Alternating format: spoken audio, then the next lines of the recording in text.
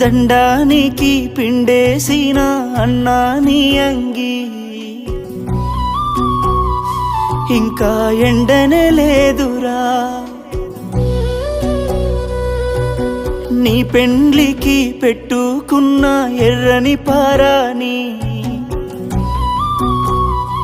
ఇంకా పోనే లేదురా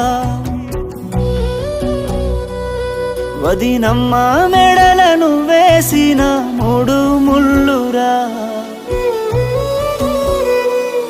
3 రోజులుగాక ముందే ఉరితాడయిందిరా